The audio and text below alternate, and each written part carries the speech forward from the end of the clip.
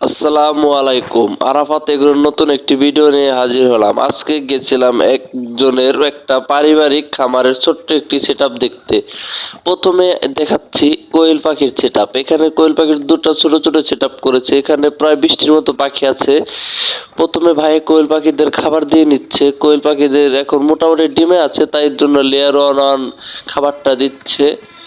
পাখিগুলো এমনিতেই খুবই হেলদি আছে। আপনারা পারিবারিক খামারের জন্য কোয়েল পাখিটা রাখতে পারেন, কারণ প্রচুর ডিম দেয়, ডিমের চাহিদা পূরণ করবে।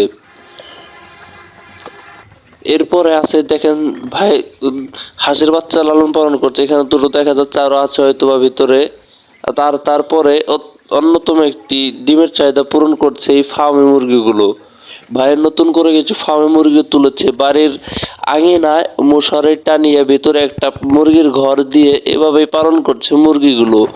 এতে তার পরিবারের ডিমের চাহিদা পূরণ হচ্ছে অনেক ভালো করে। দেখেন মুরগিগুলো কত সুন্দর, এই ভয় পেয়ে গেছে ভিডিও ক্যামেরা দেখে।